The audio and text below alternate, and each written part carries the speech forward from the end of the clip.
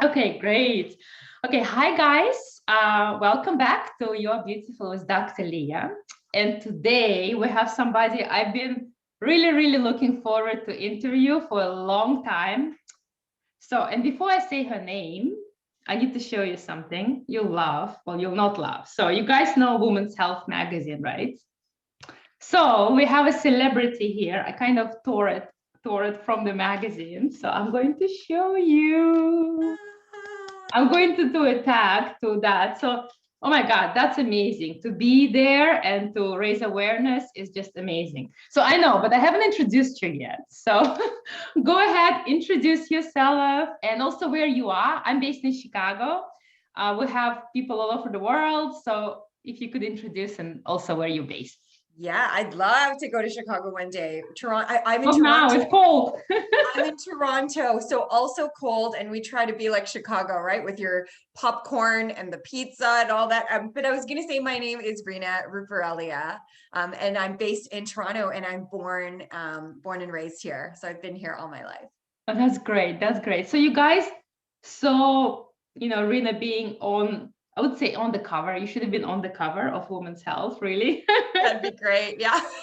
Yeah. So and I mean, that's amazing. That's really raising awareness. And they had some amazing women featured. But tell a little bit about your journey, and we'll talk specifically about psoriasis For here and sure. about anything else. But tell about your journey and what worked, what didn't work, why you doing what you do. Just whatever you want to share to start with.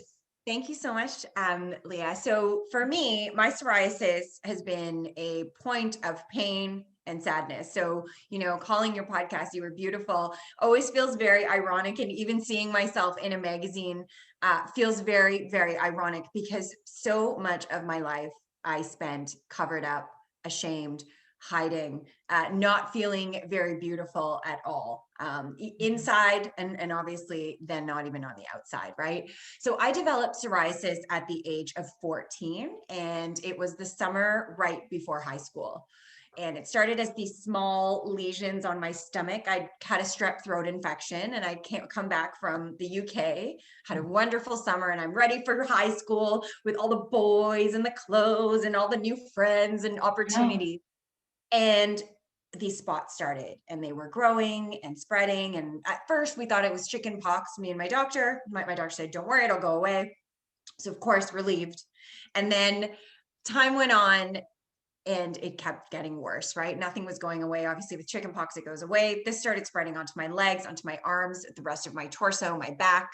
And it was so scary. I felt like my body was no longer mine overnight, and as the weeks went on. And so I started. You're 14. It's not like you're like 2 or 3. It's bad, but you don't know. But 14 is like the age of like everything, right? Yeah, absolutely. I knew a life without it is also right, and it is a formative time in life. So for Oh, myself, developing it at that age, I always say it was my first heartbreak. It felt like it was a very devastating condition to be diagnosed with. And so eventually I did get diagnosed at the dermatologist, and I was told there was no cure. And that was really hard. I think that broke my heart even more, right? And I lived in denial, kept thinking like I had this like fantasy of one day it would go away. And so I went through the natural or the normal treatment that I think many people go through. So I started with coal you're tar right. and Yeah, yeah, cold hard then. Yes. coal tar. Oh gosh, yeah, it was I remember that it smells, yeah, you did that too. It smells like mothballs. on It's my head. It was bad. really, Yes. it's terrible and not how you want to smell in high school, right? So because it lingers, so I'd wrap myself with my mother every morning and then we'd wipe it off in the morning, and it was just a really hard time. I went from playing soccer, hanging out with my friends and like being an active person, to then being isolated, staying at home, feeling like I was always going for treatment. So it was like my life was kind of no longer mine. And so I would say, like, as the years went on, I went through high school, university, and I went through different treatments, whether it was pill form or steroid creams.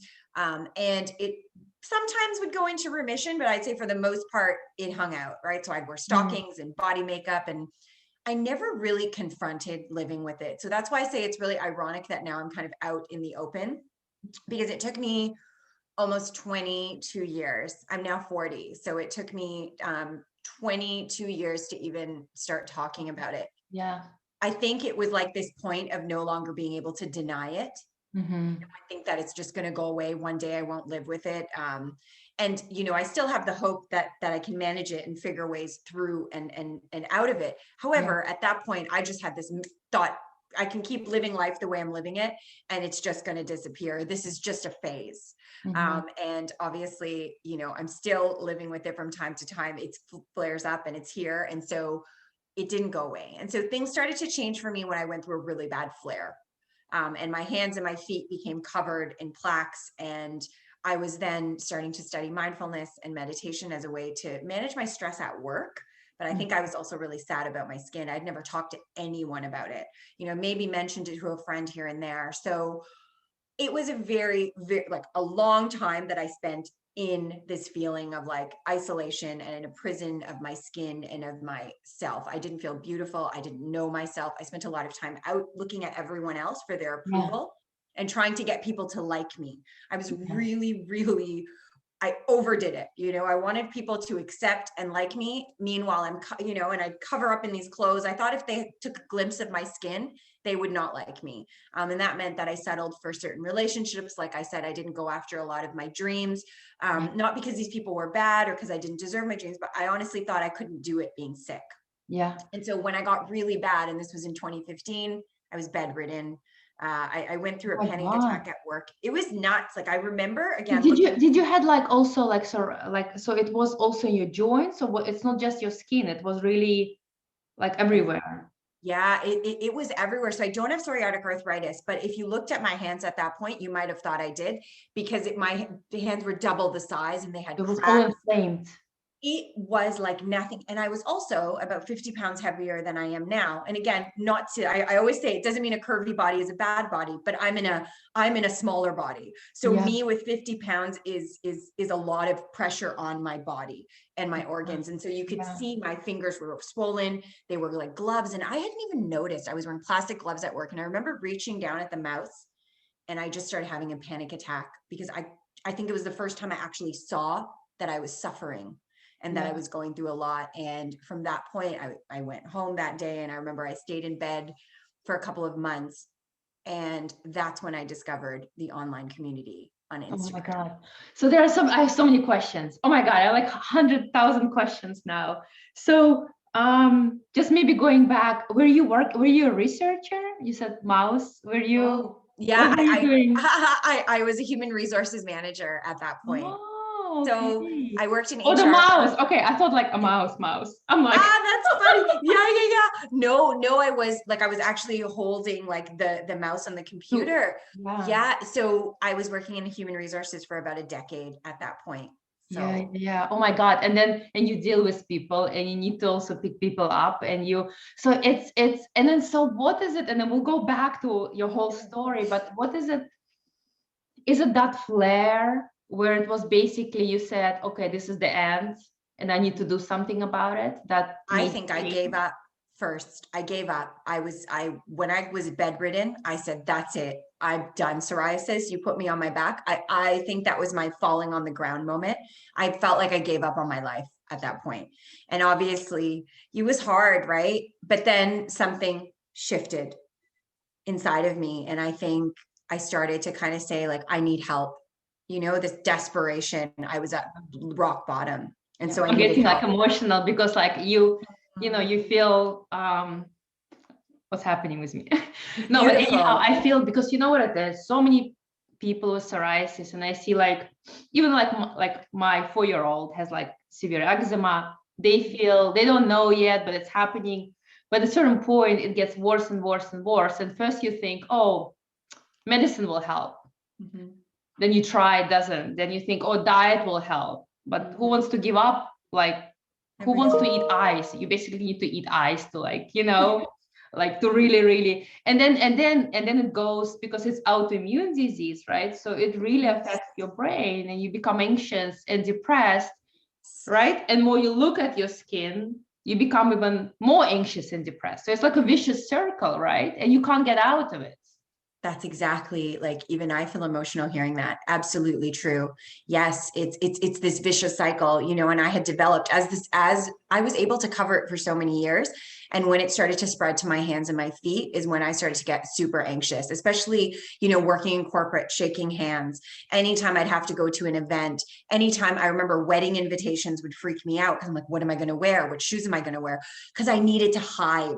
There was this feeling of like, I need to hide this part of me because that is disgusting. It's unlovable and it's gross. Obviously, I don't hold those beliefs, but that was my narrative for most of my life. Every time I looked in the mirror, I felt that way, like I was unworthy and I was never going to get better. So at that point, I had dropped down, and I'm grateful for that breakdown, because breakdown comes usually, right? You know, some of us don't always get that lucky and we hang out there for a long time, but I feel very grateful because I saw the light through others, not from myself. Like, I needed to know that I wasn't alone. And that's why I think I work pretty hard online. Like, it's a very important thing for me to create community, so I don't feel like it's just me. And so if someone feels like how I did laying in bed that time, that they know that they are not by themselves, because it healed me to see. So I remember, like, you know, a couple of months in, I started like eating better. I stopped alcohol in 2016. That was a really big thing for me because I became dependent on substance.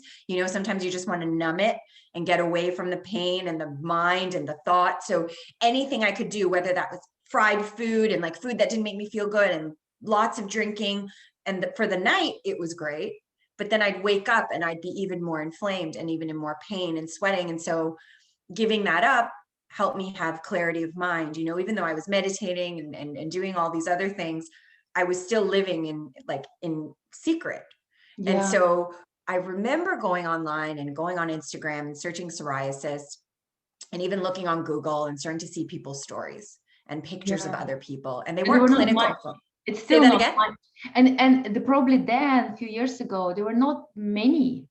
There were some, but there were not many that because it's hard. I catch myself.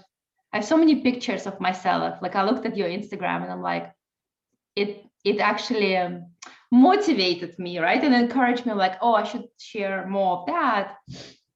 And then I go and I take this Snapchat and I do like a nice filtered picture. And I'm like, why am I doing this? Let's post the real pictures, right? So, but it's not that easy. It's not that easy. That's even people who are realized, and like we all have our thing. And so someone will write to me on occasion and say that. And as you shared, like, it was a process. So I started looking at other people, and in 2016, like you said, there wasn't a lot of people doing it, but there was some. And for those people, I'm so grateful, because it was the first time I didn't see a clinical photo of the eyes blacked out or just a body part. You know, at the dermatologist's office or dermatologist magazines, that's what you see. And that's probably necessary, but that was my only exposure to different texture of skin. And so I started like seeing these pictures, and a few months in, I decided, okay, I'm gonna share my thoughts. That's why I called it psoriasis thoughts. I started in secret. I didn't tell anyone. I did not expect it to do this, like to be a community, or for me to even heal myself through this page and my self-esteem. But that's what Instagram did for me. I always say social media saved my life. So it absolutely, because I was so sick. And so as I started to be in bed, and, you know, you start to feel better as you're getting rest, I started to share my own thoughts, like, how will anyone ever love me this way? This is what I'm feeling like. I feel really broken. You know, I didn't just share the ups. I wanted to share the downs. It wasn't just about get out there and show your skin and be proud. It's actually, we're human beings, and this is a journey. And so it allowed me to be vulnerable, and I didn't tell any of my friends. And then I put up a photo of my hand, and my hand had been covered at that point. And even in the picture, you can kind of see the psoriasis, but for me, it was a lot. And I remember my heart beating after I posted it, and I was freaking out. And people were like, you're beautiful. Great job. So nice to see you. And then some of my family ended up finding my page, and some of my friends secretly telling me, hey, Reena, I saw your other page. I didn't know you felt like that.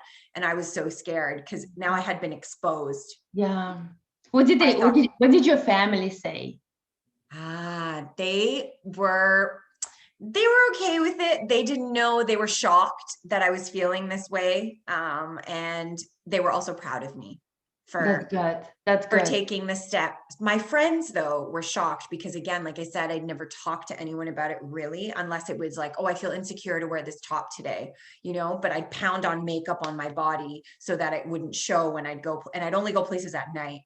So I wouldn't have to be seen, right? Yeah. Especially when it was on my hands. I didn't want, especially if Yeah. you're going to like a bar or a club, I didn't want a guy to see it and then reject me. It was Yeah. so odd. So I would say like the, you know, going online and then slowly starting to build momentum. And I started the page just sharing my own journey. And now I'm, you know, really in this place that I feel so much better because of the people that have lifted me up. You know, I always say like, I didn't, even being in women's health for me was very much a community effort. Without other people, I would never feel good about myself. So I'm always so grateful to the community that is on Instagram because they saved me. And I'm very, very humbled by it, you know, so it feels like a very big honor to be a face and a voice for this. But I've only been online, you know, for just 4.5 years. And that means my journey into self-love and self-discovery for sure only began 4 years ago. And I feel that I've jumped, like I've made so many huge strides because I've had people to help me. And also because I've had to look at myself and do things that have scared me. All right. And so it's interesting, right? Because with social media, people make private accounts, right? Be like, because there are so many people who love you and so many people who will say something hateful or hurt you while you're so vulnerable. You're basically putting your heart, it's an open surgery. And then, did you experience any of that? Never. This is the most beautiful thing That's about amazing. my experience. I have not had a hater. Never. And I think that's why people are so afraid to do this. Yes, because what will my family say? What will my friends say?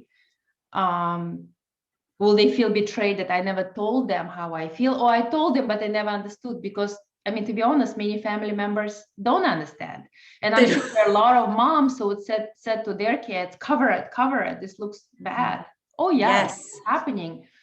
So there's a lot of that, but also a lot of people are afraid to show, because what if somebody will say, or privately, or like say something bad, and it will crush you, right? Because it's everyone to see. And I think this story, and I've had the same, for people to go out there and not to be afraid, right? To share their emotions, to share their love with each other.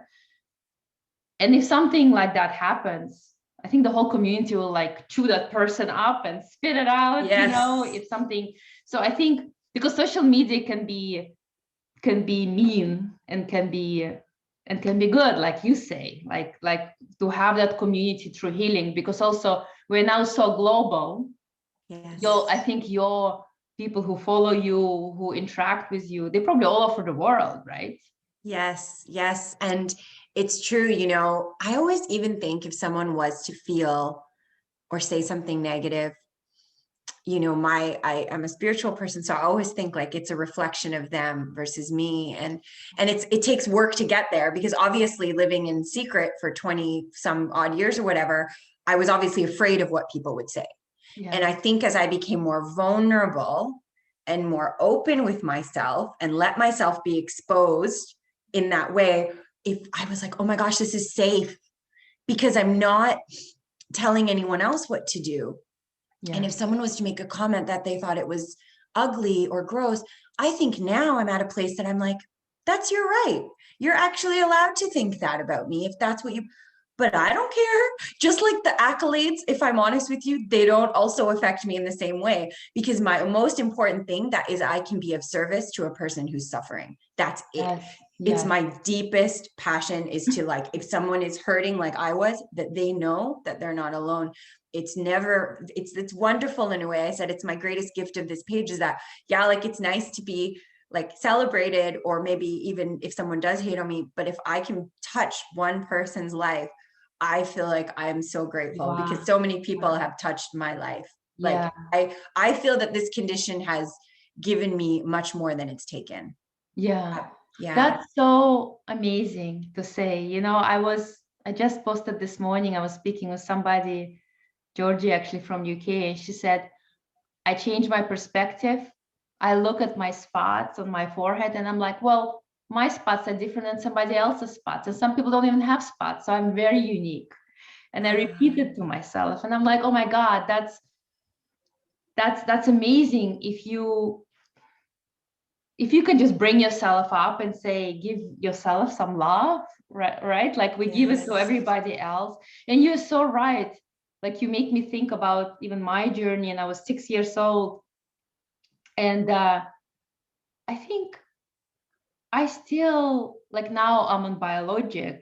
I tried so many different things, didn't work. This one miraculously worked. So good. Yes. And sometimes I look and I'm like, oh, I miss my spots, which is so weird. I like miss it because I'm like, they were so long part. Like I'm 40, I just became 43 yesterday. Oh yeah, Happy birthday. Thank you. Thank you. And I was like, oh, it's just like weird, but I'm like, oh, I miss that spot because I used to see that spot for so many years, which is weird. Well, it will come back eventually, but maybe not. Maybe not. But it's like it's a great way to really kind of start loving yourself for what you are, right? And like you said, we need this community, because I think, and this biologic I'm taking just helped me in the last 3 months. But last summer, I remember still covering with foundation my spots on my legs. Yes. And I'm like, why was I doing that? Yeah. But I didn't want it to go like with my friends or anywhere. I would go and say, okay, yes, I have psoriasis. Yes, I have psoriasis. But I go to, I don't know, Mariano's, like a grocery store, and I didn't want people to look at me. Yes. So how do you deal with these situations? Like you go to a store, you go to a place where no one knows you. You can't announce to everyone, hey guys, I have psoriasis, so it's okay. Don't look, it's fine. Nothing to look at. How do you deal with that? Yeah, so the people that know me obviously now when I go to parties, because I'm a face for it, so they don't say anything, which is great. But when I'm going to places that maybe, especially in the summer, right? I have a lot of scarring, especially from where the plaques used to be. There's a lot of darker spots because they've been there for so long. And so 2 things I want to say. The first one is, it's funny that you say you miss your spots, because even for me, even when the spots went away, my self-esteem was still in the ground, because it ate me up from the inside. So I really had to work, because when it comes back, it's a painful feeling. And so I got used to living without it, but then I was criticizing myself for something else. So there was a lot of work I continue to do and needed to do when I started to realize that. And and for your question, how do I deal with going out, and like the stares and the questions, or especially when it's on my hands and I'm paying for things? Some days I cover up, because I don't want to have the conversation. I don't want the extra attention. It's not because I think I'm not worthy, because I used to live in Korea, South Korea, in a really small town. It was cool. But I was the only Indian person, first of all. There were a few people who were Caucasian or European, but there was not like, nobody was Indian, and I'm 6 feet tall. So I was like and I speak English. So for people, it was like a tourist attraction. So I would go to the grocery store and people, like they would be shocked. They'd be lovely, but all the stares were there for a different reason. Yeah. And so that's what this feels like. Sometimes I'd be like, I would avoid going out because I was like, I don't want all the stares. So now here, when I don't want the attention, I just wear longer pants and socks and whatever, because I don't want to talk about it. And then other days when I'm feeling kind of badass, I wear my shorts, I walk around, and I try to forget it's there. And I feel, again, very blessed, because I feel confident with it. And when I'm strong, I don't really I can take on questions. I don't even notice the stares. I used to look for people's eyes. One of my first poems was all about people's eyes and burning holes in my skin, I just felt, I go on the bus and I'd hold the pole, and then I'd be looking for people looking at me. I'd be looking for it. And now I'm like, I deserve to go out, and I still have bad days, which is I've even said to people, my eyes are here, don't stare, it's rude. So I always regret doing that, but I've done it. Last summer I did it, but I was going to say nowadays, I kind of gauge where I'm at. And most of the time I'm fine with it. I'm not even looking for people staring, because that's really, maybe my mom says to me, you don't know what someone's thinking when they're looking at you. They could be thinking, oh, I have that too, because I've stared at people, when I've seen people with psoriasis outside, I'm like, how could I want to be like that? I remember going to a music festival and I was wearing stockings and this chick had her like scars out in her shorts and I couldn't stop You staring look at her up. Yeah. because I was admiring her for her Yeah. beauty and her strength. And I was like, I wish I could do that. So it was this, you never know, someone could be looking because their mom might have it. Maybe they're interested, but my perspective or my perception at the time was, oh, they're looking at me because I'm gross, because that was my belief. And so it was always a projection of my own inside. So now I'm realizing people may just be curious. And if they don't like it, that's not my problem. No. And that feels very, very liberating. Very. I was going to say it probably feels so empowering, Yes. And also it probably gives you so much love for yourself. Yes. And for Right? others. And And for others. Yes. Because Right. I can give it then. So I see, again, I'm so much more empathetic because when I see someone who's struggling or who's crying or who may be going through something, I want to give them the same love that I'm giving myself, because I'm like, it's not easy to struggle. It's not easy to go through something. And like I said, I still have days where I don't feel confident. Like not last year, it's always crazy with COVID, but anyways, months ago, many moons ago, I was in the British Virgin Islands and I had my page for 2 years at this point, or 3 years. And I was confident by now. Okay. I was feeling good in my skin. And I'd just gone through a recent flare up, really, really bad. Like I could not get it under control. And we're on a beach for the first time. We were on a cruise ship. So we stopped at this place and we had to go to a beach. And it was so short. It was like, there was nowhere for me to go and be isolated. I came right back to my 16-year-old self, 14-year-old self, 20-year-old self on the beach, being like, what if people see me? I'm so nervous. I really had to give myself a pep talk. Yeah. Because I didn't even want to take off my sarong, right? I just wanted to hide. And it was so red and bright. And I did it. And I did it because of the community. I didn't even, I was like, oh my gosh, I'm a face for this. I need to feel what other people feel. And I need to feel what this feels like to expose myself. Yeah. And my heart was beating. I was terrified, but I'm sitting here. Nothing. I didn't, pass out. Nothing happened, bad happened. No one said anything. And even if they did, that's up to them. Again, I'm learning that, but it's very much like I'm unlearning what I've programmed my mind for so long to think. And now I'm unlearning. So yeah. And it's so interesting because I guess it's great because you know what it is. Some people, like for me, I try, diets didn't work. I mean, I tried giving up alcohol with COVID. It just went, no, I can't. And then I tried oral drugs, maybe horrible, even worse. I'm like, oh my God, don't do it. Yes. And I still try. I don't feel like I even reached that point. And then with you, it's like you said, okay, there is this breaking point. And yet it's not like, oh, there is this breaking point and you suddenly healed mentally. Like we'll never be healed because it's autoimmune disease. We can't really heal it. But it's almost, you have to give you this medicine, which is your community and those pep talks every day. Yes. And that's almost your cure, your medicine. I mean, not real medicine, but you know what I mean? It is. Right? It is. Yeah, it's that choosing to love myself, meet myself where I am.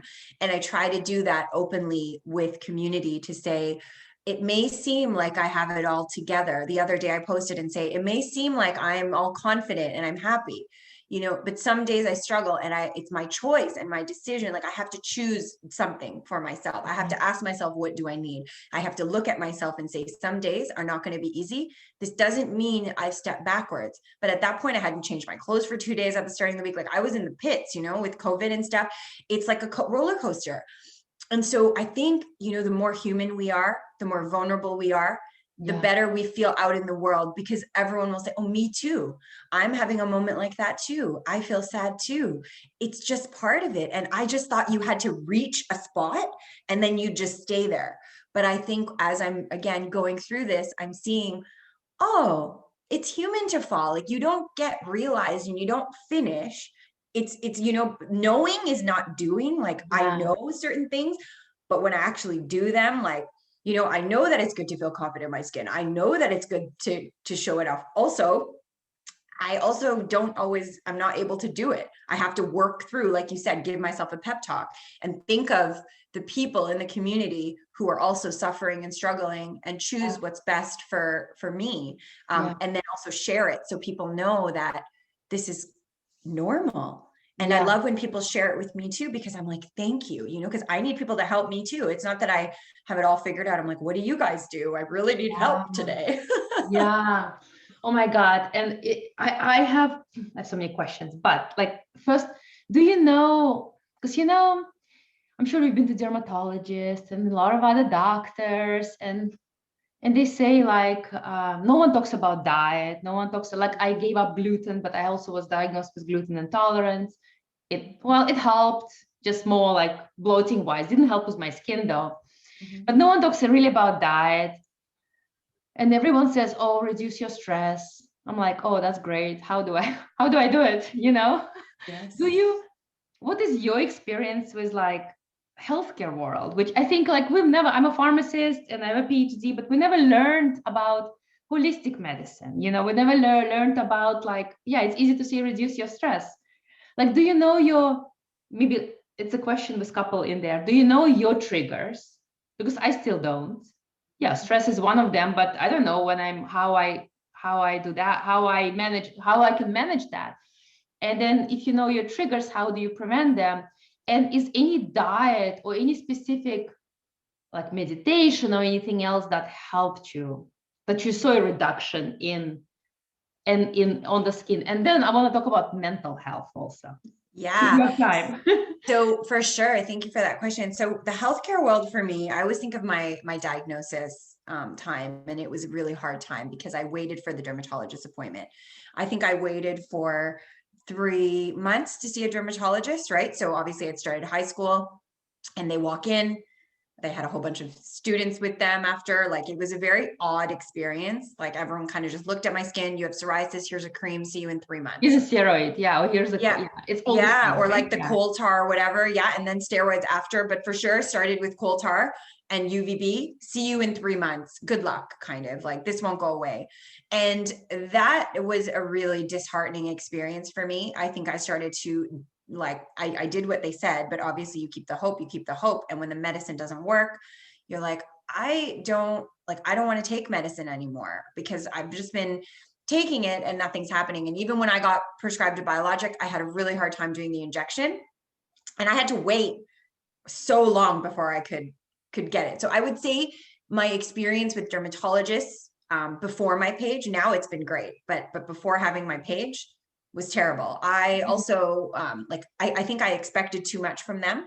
Number one, I wasn't taking any responsibility for my own advocacy, and I didn't know how to advocate for myself. Like, it's not even shaming myself, but meaning like, just to say, I don't want to blame either, right? Because I was blaming for a long time and saying like, they should have done more, there should be more. And it's, you know, when I really look back, I was also showing up and saying, hey, give me something that will work. Yeah. You tell me what to do. I'm at your mercy. I'm not keeping track of my triggers. I'm not keeping track of what I'm eating or what's working for me. I'm just asking you to tell me. So I didn't really help the dermatologist. I just waited. And so I would say, like, I was pretty angry at the dermatologist world for a while. And I went and I took steroids for a really long time as well, even though I was advised not to continue taking certain ones for prolonged periods. I kept doing it because it worked and it managed it. And so I came off of steroids in 2015 as well. And that's when I got really sick. I think that might've been part of the reason I ended up bedridden, because my whole, you know, maybe 20 years of taking steroids. And so coming off of it. Did you take orally? Was it oral? No, I've done the injections, but I was doing topical. Oh my and so God. Yeah, the injections were the worst, but I did mostly topical, and it just was part of my life, right? That's what I would do. I just put it on every day and it would go away. Your skin had like a rebound effect. It had a rebound. It was with me. I was taking Otezla. I stopped. Because for half day I couldn't even function. I was like vomiting and everything. Yes. And then I stopped, and then it came back like with like viciously everything, you know. So So it's kind of the same, huh? Yeah. It's the worst feeling because you don't know. I guess your blood vessels get really small when you're taking steroids. That's what I've heard. And then they all of a sudden expanded. So everything swelled, everything blew up. And again, I was hoping, like, for myself, if I ever had to do that again, that I would come off slowly versus just overnight. But I was just so fed up of, like, the biologics not working, and I couldn't take them, and I had to jump hoops to get any type of medication. And so at that point I went completely natural in 2016, and it worked. Mm-hmm. Oh, okay. So you had If you like a see a whole, picture, yeah. it went away within 5 months. My hands were it came back, but meaning my hands were completely clear. I had like a few spots on my feet, but they were like nothing like I was. I had lost a whole bunch of weight. I did like, I used a bunch of vegan foods, right? So what did you do? What did you do? So it was diet, right? Alcohol, more water, no sugar, soup all the time. So really, like, easy to digest foods. So I started just doing completely, like, plant-based and more greens than anything. And that was a very different life than I had been living, which was fried food. I was always vegetarian, but like lots of cheese, lots of that kind of stuff. And then I went to completely vegan, and I noticed a difference right away. Within like months. That's amazing. And and it works for some. Of course, it doesn't work for some. We know that we know, right, that it's inflammation. A lot of things is and really in the last 10 years we start talking about microbiome, right, gut flora. Yes. We also think, like, I know you had a strep throat, and it like, right, staphylococcus. It's also a lot of bacteria that basically your gut flora determines, right, your whether you're obese or not, whether you have specific autoimmune disease or not. They even think about Alzheimer's. It's absolutely amazing. The research is amazing. So it makes so much sense that if you stick with a specific diet that works for you, and that you can do sanely, right? That it doesn't, like, I know I love cheese, and I'm like, oh my God, if I need to give up cheese, but I probably should. It's maybe not. So, but if you can do it sanely, you see that it does affect everything you eat. It affects even more than any medicine, right? So it made a difference right away. And also, like, meditation, did you do anything for stress? Yeah, so I've been meditating. My first silent retreat was in 2012. So I've been meditating for a number of years. So even when I was sick, I was into that world, just because I liked it and because I was obviously suffering, but I didn't know how. So I was doing mindfulness meditation or insight meditation through a Buddhist practice from 2012. So I've used it, and I continue to. It's a lifestyle, and also teach it. So I'm a mindfulness meditation teacher, and I work with bringing more mindfulness to life, so that we're able to, notice what our triggers are, notice when we're feeling crappy about ourselves, and learn to make new decisions. So kind of learning through doing. But I would say, when my father passed away, so I had been in remission, and my father passed away in 2018 at like this. Okay. Oh my God. And I was eating all the right things. I was doing all the right things. Like, I was doing all the same lifestyle. I still wasn't drinking. I was exercising.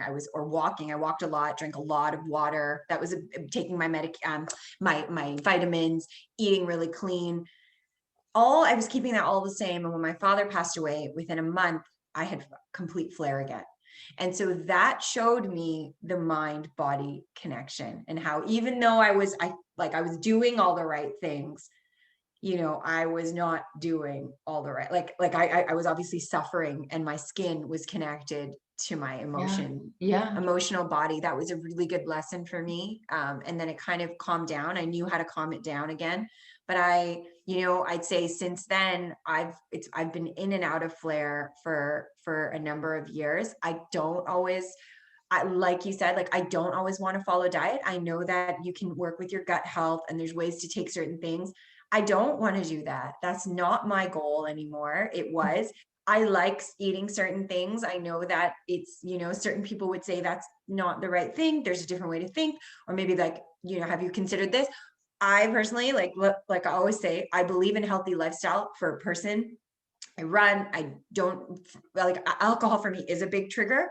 Tomatoes, peppers, those really Nightshades. Yeah. nightshades, those ones, especially like peppers. I can't have any spice. My whole mouth blows up. Oh my God. So And it's an Indian, like I'm married so to somebody, well, he was born in England, but from India. And he's Indian. Okay. yeah, well, Ramachandra, right? So Oh, I was wondering. yeah, so when we go to his parents in Florida, I'm telling his mom, like, make me the spiciest, akiroti, spiciest, and she's like, but yeah, it's not good. Then I'm like suffering for 2 Do you days. feel it? Because I Oh, I can't feel like handle it. bloated, pain. But I'm like, well, I only see her twice a year. So Sometimes you roll the dice, right? Like I had like wine a couple of weeks ago because I wanted it. So there's like moments that I say to myself, I know that I'm going to have a flare. My goal isn't complete, clear skin. My goal is to feel good in my body and to take care of myself holistically, like you said. So meditation is a part of my life, having ritual with my skin is a big one. So every night, I've been doing this for years, is I actually take time to put cream on my body, even if it's just like oil or like self-massage. And I tell myself, I love myself every day. I love you, Reena. I love you, skin. Even if you're flaring, I love you. I just feel like it really helps. it does. Walking and movement. And then I would say like breathing, because I find still, even right now, my stomach is always clenching and I have to really be mindful to relax my body and to let the air come in, because I don't always do that. But when I really pay attention, I notice that, and letting things out of my mouth versus keeping them in. So whether that's being on social media, I go to therapy I was going a lot more when I needed. I go every week. Sometimes I go once a month, but during COVID, I've needed it more. So I've been going often because it helps me process. So just not keeping it locked up. Yeah. And taking care of myself. I take my vitamins all the time, right? And so like you, gluten is a big one, but I've been having toast for like the last week because I came to stay with my mom for a bit. It's lonely downtown. So it's just been, it's funny because I'm seeing what helps and what doesn't. And then if I'm mindful and I'm aware, then I'm able to choose things that can support me and what helps me feel good. And at other times I want to say like, I really want this today and I'm not going to regret it later. So I choose something else. Yeah. So I'm learning the triggers. I don't know all of them for sure. Like we always want to know. But you are so right, because I always say you are the only one who will know your body the best, like the only one. There's no one else in the world, like no one else. And I think like, and it probably will take a lifetime to really get to know us mentally, physically, anything, but really listening, really loving yourself, saying it's okay today, I feel like shit, sorry for my words, but I go into the shower and I cry my eyes out and it's okay. And then like you said, maybe it's like that breathing while crying helps, then I come out and I feel better. So I think like you said, it's really loving, trying to be empathetic towards yourself and getting to know yourself is so important. And I feel more, do I still have more time? I know we're like way over time, but so mental health, and I haven't really talked about it. We're starting to talk about this because people see psoriasis as something that is really shows in your skin, and they think that we'll look at it and we feel bad and we feel bad. But it's not just that, right? We know that, like you said, mind, gut, body, skin, connection. Any thoughts on that? People, when you have autoimmune disease, and that can be anything, could be celiac, could be psoriasis, could be eczema, anything, right? What are your thoughts? Yeah, I think the thing I really needed to hear when I was younger was that my mental health would be affected by living with a skin condition or an autoimmune condition. I used to think I was very vain, like I was being vain by worrying about how I looked, about worrying about my skin, that I should get over it. You know what I mean? So there was a really big denial in me that it was a real thing and that my sadness and these things I was feeling were a weakness. And I know, again, as we start to talk about it more and we all go through this pandemic together, we realize that mental health is just like physical health. We need to maintain it. We need to acknowledge it. And I think for me, when I'm not taking care of myself and I'm not showing up for myself in all the ways, and sometimes it's exhausting, right? Because you live in a body that can get very tired. My mental health is really depleted, meaning that I'm easily triggered, I'm anxious, I'm very depressed. And I've gone through all of those in very deep ways. Like I always say, I feel very happy and I'm a very upbeat person, but I have it's a spectrum. I can also feel very low and very sad. And I used to look at this low as a bad place, as a failure, as an inadequacy within myself. And so now, and I guess throughout the years, and as I continue to learn, I'm seeing that it's normal to kind of get down here sometimes. And also then I start to do a little bit, I give myself what I need. Self-compassion is really, really important to me. So I look at myself and I say, hey, you got a lot going on. I talk to myself like I would a friend, right? So third person, hey, Reena, you got a lot going on right now. It's okay to be sad.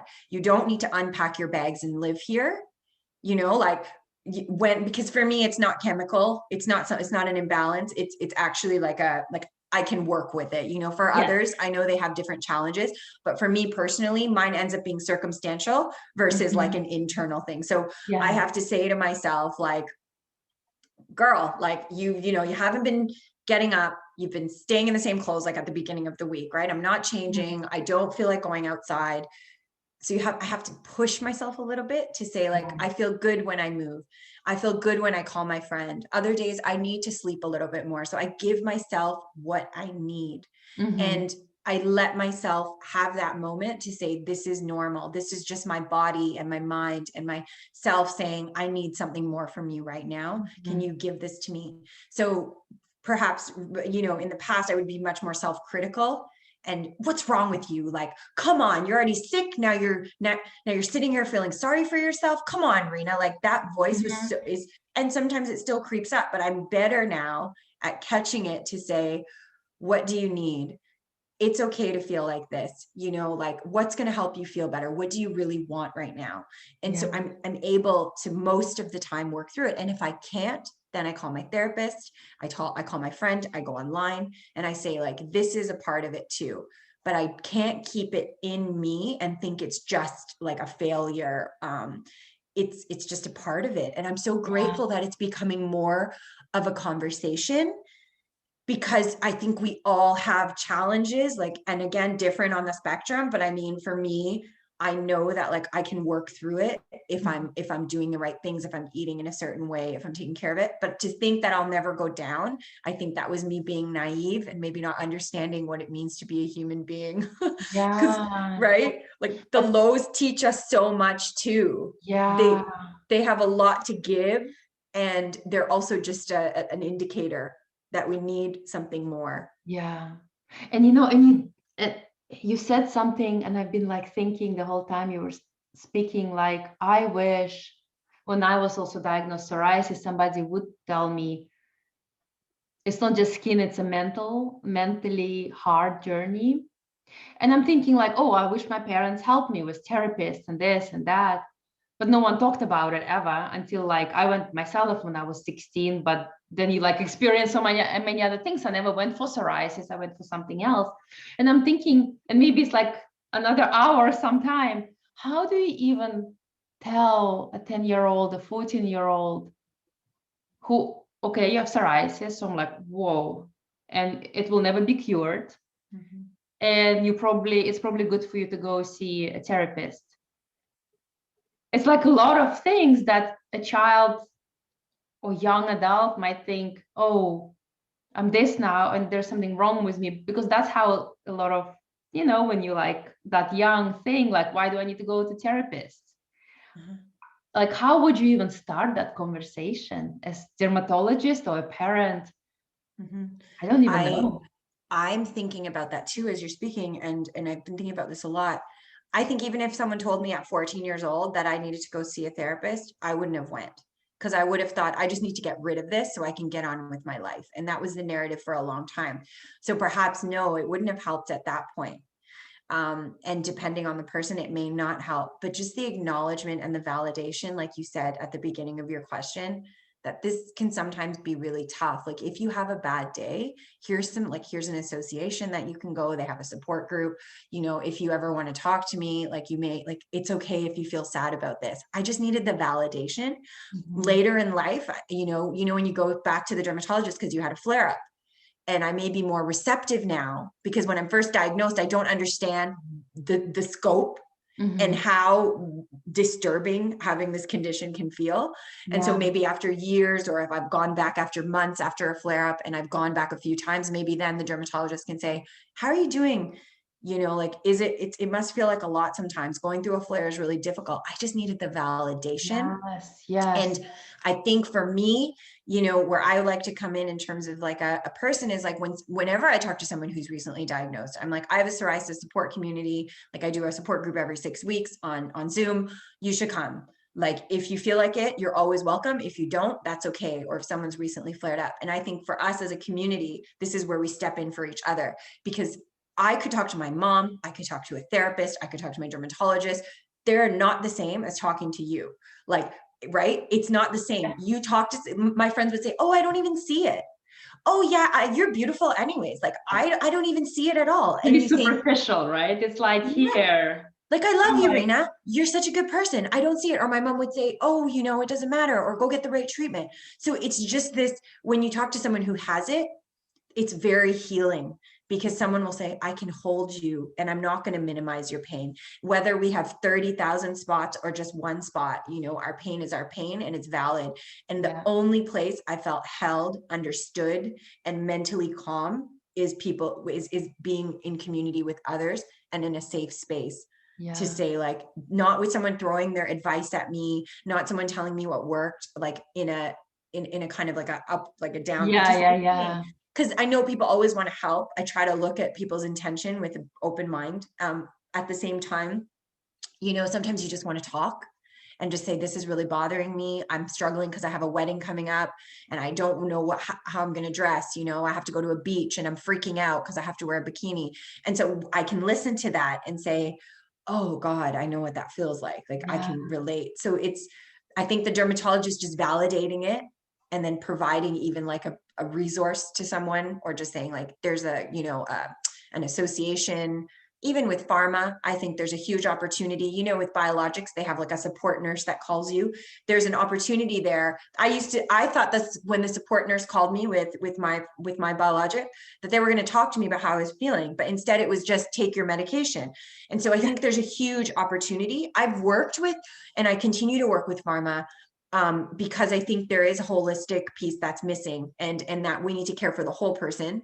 And that will take away some of the frustration, I think, of patients and the perception of pharma, of being just like a business. And so if we're going to care for the whole person, and some have been really great in like hiring us on and getting us to do more work for them and sharing our experiences. And I appreciate that, because it helps me, again, feel valued and then understood as well, and know that I'm more than just, a number or.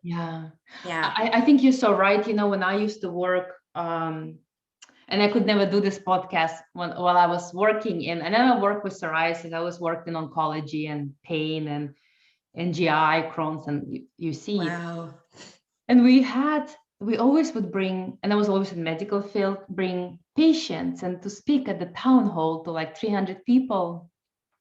But it was so rare. It was like a whole legal craziness that went around it. Like, what do you say? Well, you don't, of course you need it. You need it for in the pharma world. But I'm thinking, every time we had a patient, and yes, like as a medical professional, you feel, you understand. But as an IT person or somebody in human resources who have no, like you said, who has no background in healthcare, really, they would come out and they would cry and they would say, oh my God, I'm doing something. Yes, I'm in IT, I'm helping your computer, but I'm doing something to help this patient. So I was saying all the time, we need to bring patients all the time. Instead of bringing somebody from, I don't know, a lecture about disease, which is great, bring patients, bring real patients, you know, not just to motivate, but also to understand. And I think you're so right. I think pharma needs to do it more. I think also the nurses who call, I know they don't have much time. So when she asked me, I'm like, I'm fine, I'm a pharmacist, I know. But you're right, some people are not fine, and they don't have anyone to talk to. So maybe that nurse is the only one they can talk to. So Yes. there's so much work to do. Oh my God, I love everything you say. This is amazing. I want to hear more, because I know, like, I took so much of your time. I feel so bad. I want to hear more before we go to my last question about your superpower. I want to hear more about your work, because you're doing so much, and I'm going to list it all when I post on Instagram and Facebook and LinkedIn and YouTube. But talk a little bit about all these things you're doing. Thank you. Yeah. So I do a number of things around psoriasis. One of them being I sit on a board for the Canadian Association of Psoriasis Patients. And my intention in joining the board was bringing more awareness around the psychological and emotional impacts of the condition, because there's a lot of talk about drugs and getting approval of drugs. But my main mandate as a human being is like, I really want to target the emotional impact, whether or not the skin is healed. It still really plays on our mind, and it's what was needed for me. And I think there's more now, again, there's much more work going towards that. So I do that. I hold support groups for people living with psoriasis every 6 weeks on Zoom. So and usually they can find you on your Instagram. Do you announce? You can find it on my Instagram. Okay, good. Yeah. So it's just in the link tree there, and you can sign up for the meetups. And so I just send out an email every 6 weeks saying we're going to meet on a Sunday, and whoever comes can come. And sometimes I have directed questions and meditation, and then I do an open discussion in small groups, so people don't have to talk out loud. But you can see that people cry because it's the first time that they've felt heard. It's a very emotional thing, even for me, even living with it and talking about it. So I do that. I also do lots of advocacy work, whether that's working with pharma or small health organizations. I moderate discussions. I write blogs. I do vlogs. Again, living with the condition, what it's like. I try to speak as much as I can about it at all different forums. And then I would say I do an IGTV series, which I started last year, October, or I think October. And I just thought it would be a good way for people to, I like to interview as well. So I just thought it would be a good way for people to listen and share. And so you find that the actual like attendees are almost the same people every week, but they end up like messaging each other. They know each other. This is a very healing thing, you know, and I interview someone who maybe is an expert. So it could be a dermatologist, it could be a pharmacist, it could be a rheumatologist or a health coach or a dietitian. And I also interview people, just regular people like me, you know, people who may not have a specialty, but they live with it. So they can start to unlock and unravel things. And we realize how similar we are in that. So I would say those are a few of the things that I do. And then kind of on the side, I teach mindfulness and wellness within organizations. So just helping people, again, I really want to just help people feel good. That's my big thing. So learning easy ways to celebrate ourselves and to give ourselves credit the same way that I've had to learn and continue to learn how to do it. So those are some of the things that I'm currently doing, which are such a gift to me. And again, I feel very grateful to have the opportunity. Yeah, that's great. And I'll put it all in. And it's so much. I mean, like for everyone, you guys need to go check Reena out, because I do follow you. I see your Instagram lives, and they are so great and so informative, and when people can ask questions. And I think everything you do, and it's so busy. I mean, like as you were like going on, I'm like, oh my God, it's busy.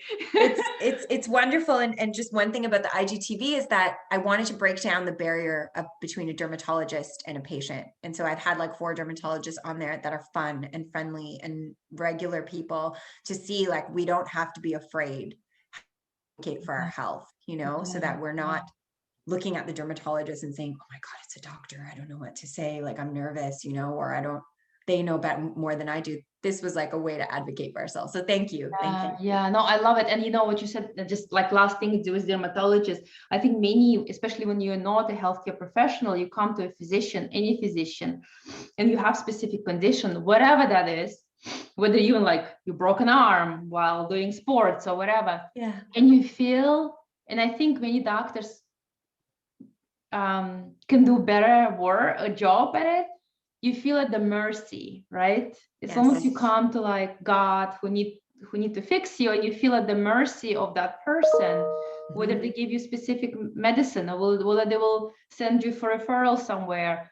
And I think more understanding and more empathy is needed from physicians. Yes. And I know everyone is busy, and I know it's not always possible, but I think definitely we're not just a number coming in and out the door. Yes. I think that is so. And sometimes, like you said, I tell this to my husband. He's amazing. He works also for pharma, but he's immunologist. He's cancer immunologist. And he felt so bad when I would have flare up, and he would say, "Okay, we need to do this, this, this, this." And I'm like, "Just calm down, just listen." And I would tell him how distressed I am, and he would jump into solutions. And I'm saying, I don't need a solution. I just want you to listen and empathize with me. And he's so good at it now. But so I don't know, maybe it's man staying husband. It's a man that even my partner's always, today I was talking to him, he's giving me solutions, and I'm like, but he knows. I said, you told me, you asked me how I'm feeling. Yes. So I'm telling you how I'm feeling. I don't want the solution yet, but the solutions are always nice. But like you said, sometimes it's just the empathy. And the more I think that we show up at a dermatologist prepared with our questions, the better off they're going to be to help us, because they see, I even say to my doctor sometimes when I need the extra time, I get 15 minutes for my appointment, so I want it.